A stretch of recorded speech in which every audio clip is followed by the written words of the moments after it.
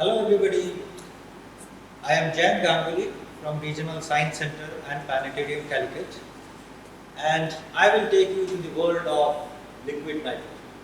Today I will demonstrate you some spectacular properties of liquid nitrogen.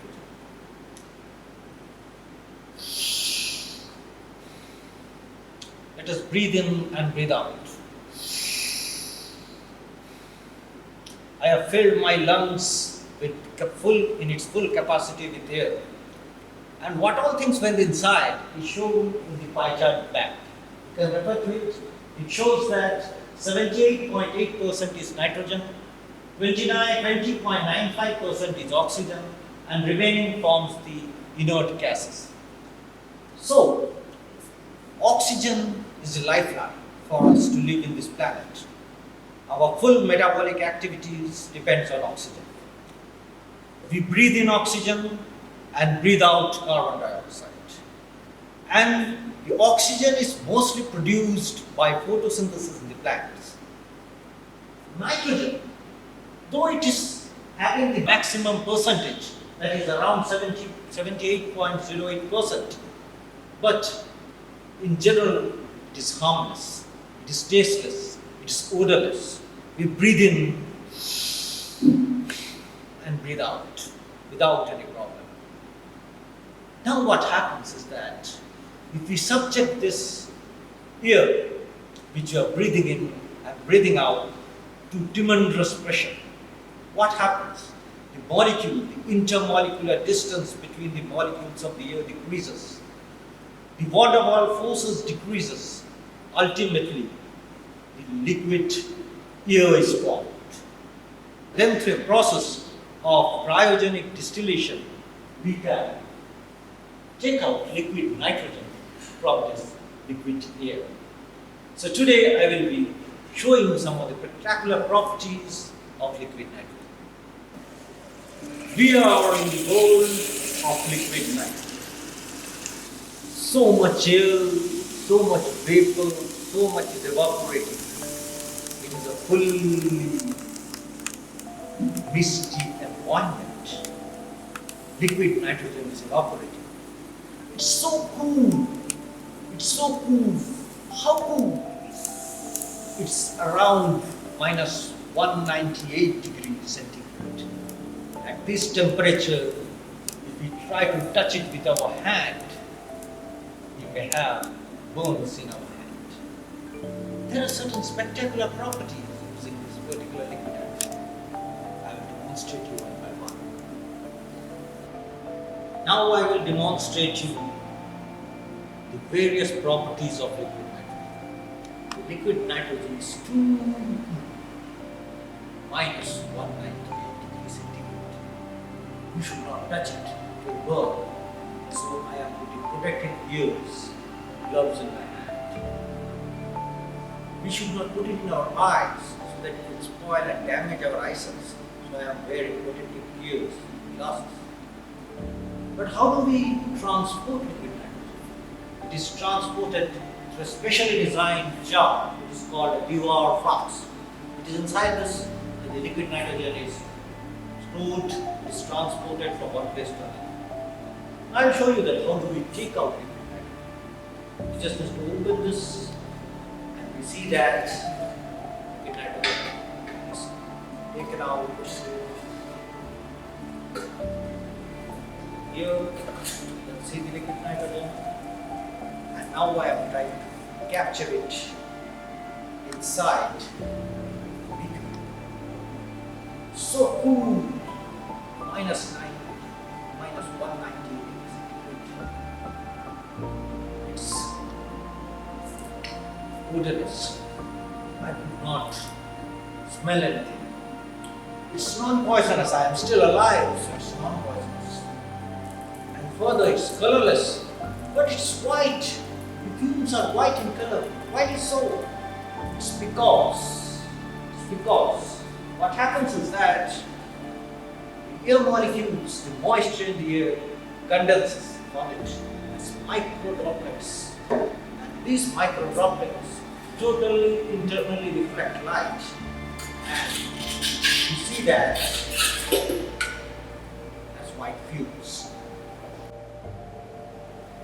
We have plucked some flowers from our garden. This is hibiscus and this is bougainvillea. So both are so good. What to do with these flowers?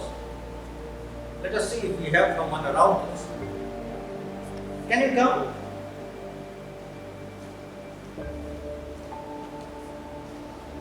What's your name? Amrita. So how are these flowers? Beautiful. You would like to have them? Yeah. Have them. Good. Thank you. Good. So I have given some flowers to a lady. That is quite great. Now what I do is that I take some liquid nitrogen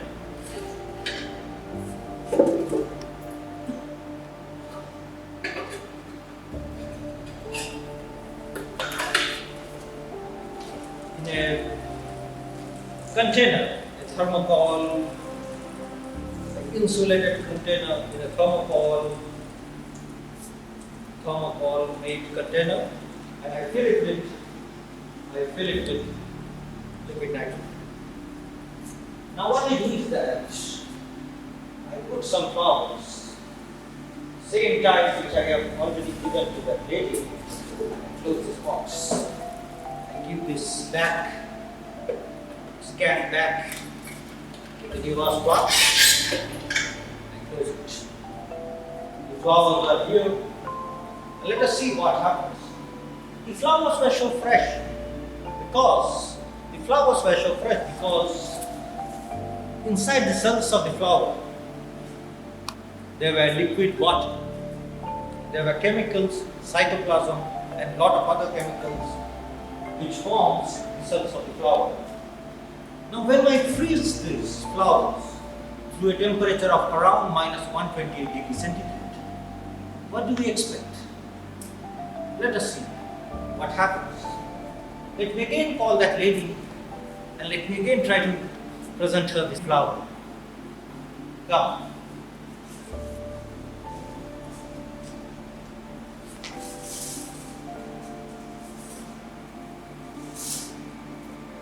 So, I have these flowers for you.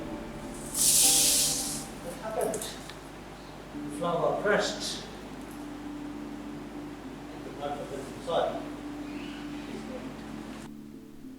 Actually, the temperature and ductile strength are linked for all solid materials. Normally, under stress and strain, the bonds between molecules in a solid are broken as they slip, bend, and twist, and then new bonds quickly reform to shift the stress around. But below a certain temperature, called the glass transition temperature, a solid goes from ductile to brittle, because molecules cannot easily slip and slide on a microscopic scale. Bond cannot break and reform, and thus cracks will start and quickly spread, causing the material to become brittle and break. For most materials, this critical temperature is so high or so low that we rarely notice materials transforming from being flexible to being fragile. Having said so, most biological matter, like tissues, is mostly water. So freezing a flower or similar organic things or biological things would result in some formation of ice within, at least something that would behave like ice. In essence, the brittle fracture is due to the direct bond breaking resulting in a cleavage. Ductile fracture is due to the microvoid growth and coalescence. At high temperature, particle dislocation travels quicker and more easily, and at the extreme, the fracture is locally advanced through breaking of the weakest bonds. Now inside this box, I have not only added flowers, I have also added certain leaves. All these are plucked from our garden, all these were healthy leaves, and now I have subjected them all to a temperature of minus 198 degrees centigrade. What happens? As I have said you before, liquid water inside the cells freezes. The result of it, its structure gets rigid, and what happens is we are left with flowers which no more are like normal flowers. They can be broken and crushed into small pieces. But then the leaves, I request to make them again. So let me add some more liquid nitrogen. Now this is the way actually nowadays in modern ice cream industry product. Similarly, in many sciences, low temperature is required, like in astronomy, CCD, they cool it using liquid nitrogen.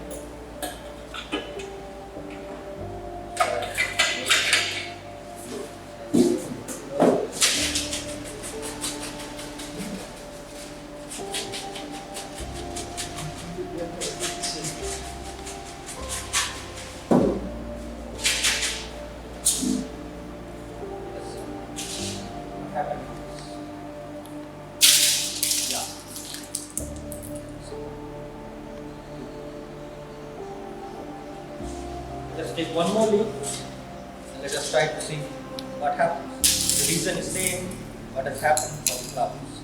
They are so brittle. But then, just for a change, I don't break this particular leaf. I took it from the flask. It's giving out, still it's cool enough, so it's giving out white fumes because it's cool and it's attracting a lot of moisture. And I just take this and I keep it aside for some time to see what happens, whether it remains in the same form or whether there is any transformation taking place in this particular leaf. That I will show you. Now the leaf which I have kept some time back, which was frozen in the liquid nitrogen, when I look back at it, it appears as a normal leaf. Though it may happen that inside the cells might have ruptured, there are a few leakage of water on the surface of the leaf, but as a whole, it's not the way it was brittle when we put it inside the liquid nitrogen cap. So it regained its original, or it regained its softness back.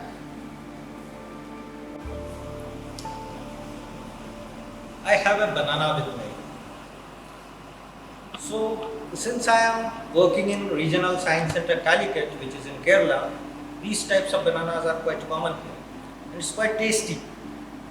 So let us see how tasty it is. I have opened it, I peeled it off. It's quite soft, and so I'm trying to peel it, and then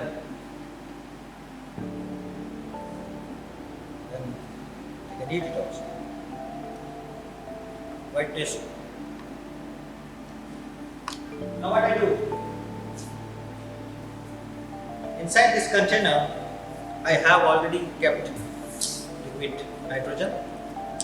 And now I put this inside that, and just to make it better cool, add some more liquid nitrogen to it. And again close it. Close this jar also. Give it for some time so that banana is inside for a certain duration of time.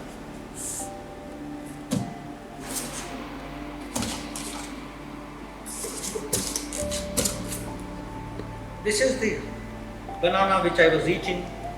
It's quite hard, I can't break it. See? It's getting brittle. Like that power. Here. What about this? It's also brittle, it's not soft. I used to see it. I mean, we have to use hammer to break it.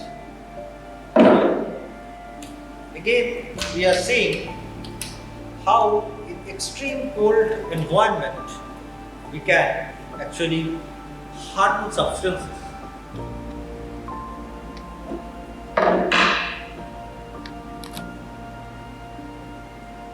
Now let me demonstrate you with the ball. So we like playing with the ball. You can drop it and it comes up. Now this is a very good property because when I am dropping the ball from a certain height, it gains velocity, it hits the surface. Depending on the material of the ball and the surface, the ball raises to a certain height. And that shows some of the elastic properties of the ball. Elastic property, the velocity with which it is coming and velocity with which it is moving up, they bear a ratio, a constant ratio for a particular ball at a standard temperature and pressure, and that is called the coefficient of restitution. Now I drop this ball inside this particular can as I have done previously. The ball is inside liquid nitrogen for about 2 minutes or so. So let us see what has happened to this particular ball. Now I have a ball which is much harder. You see, it doesn't have much. Initially when the ball was there, in the normal condition, it used to have a good rebounds. But now you see, ball breaks, ball even doesn't rebound. So the property of the ball changes. We know that gases expand. But what happens to liquid nitrogen? The liquid nitrogen is at a temperature of minus 198 degrees centigrade. You have seen that. And now, when it keep in contact with our normal temperature, surrounding atmospheric temperature, it gets heated. It gets heated up quite fast, and in doing so, it expands. It becomes gaseous, and that way we'll demonstrate you with the demonstration. So we will take some liquid nitrogen, put it in this jar, and we will see that this balloon will get inflated.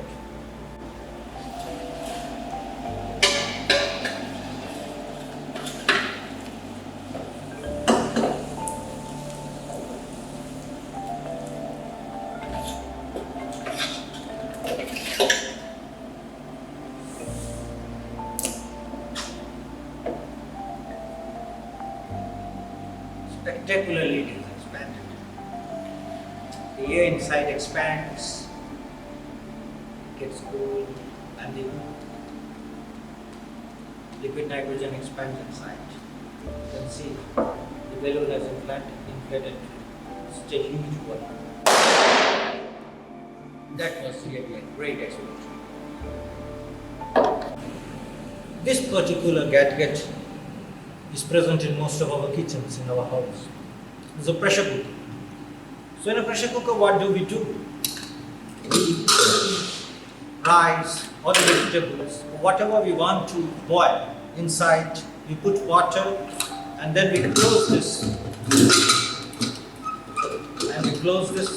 and ultimately we put it on an oven or a heater so that the water inside gets evaporated, okay, and the vapor that's formed actually creates pressure inside, and the boiling point of the material, the vegetables or the rice grains inside get decreased. It boils at a lower temperature and it boils faster. So that is the principle of pressure. Now we will use the same thing in a different way. And one more thing you might have noticed is that when the pressure gets excess, so that there is a safety valve here. So excess pressure when it is not required, so that it can't withstand, this pressure cooker can't withstand, it releases cheap water vapor, excess water vapor outside to control the pressure. That is the way actually this pressure cooker works. Now what do we do is that, can you please come? What do we do is that I will put some liquid nitrogen inside, okay, and let us see what happens. So can you just open this?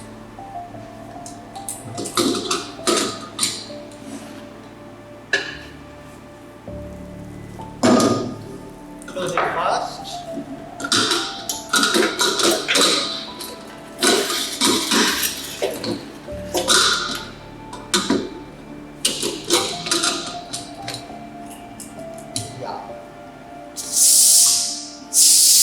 Second, why? Because the liquid nitrogen expands.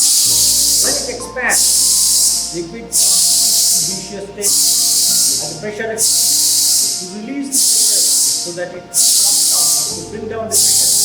Some of the gas is let out into the system, and that is actually our pressure cooker's principle to demonstrate the expansion of liquid nitrogen. Now I will show you one more demonstration to exhibit the expansion of liquid nitrogen. I have taken a plastic measuring cylinder and I have put some soap solution inside it. Now what I do is that I take some liquid nitrogen,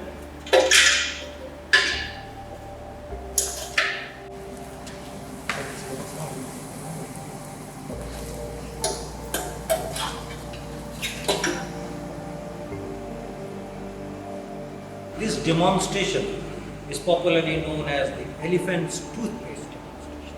So what happened is that the liquid nitrogen expanded and there was soap solution inside, through that the soap solution fumes, the bubbles just raced through the cylinder as the liquid nitrogen expanded and then it overflowed. So that was actually a demonstration of the expansion. I have a stick, a pipe, where actually there is a coil and a circuit. I have taken a circuit where, using a power and a conductor, I am lighting a lamp. The lamp is glowing, as you can see. Can you see? Lamp is glowing. Lamp is glowing, but the intensity is very low. Actually, the intensity of that lamp depends on amount of current which passes through the filament. If the amount of current is less, that means the resistivity is high and the conductance is less. That is the reason actually less current is passing through the coil and it heats up the coil to a lesser amount and you get low intensity radiation coming out from the filament. Now what I do, I take this and dip it inside, take the coil and dip it inside the jar of liquid nitrogen. Let us see how it goes. Any change? Let us see. Yeah. The lamp's intensity increased. So what it shows, that the conductivity has increased, the resistivity has decreased. So friends, I have demonstrated you some of the spectacular properties of liquid nitrogen. We have seen that the liquid nitrogen is actually expanding, it's very cool, it hardens biological objects, hardens natural objects also, and it expands when it is coming in contact with room temperature. Also we have seen that when a coil is dipped into a jar of liquid nitrogen, the conductivity of the particular coil increases. It acts like a superconductor. Its conductivity increases And therefore, there are spectacular properties of this particular liquid nitrogen.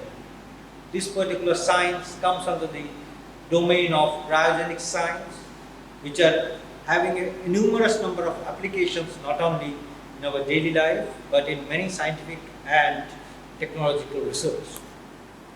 Thank you.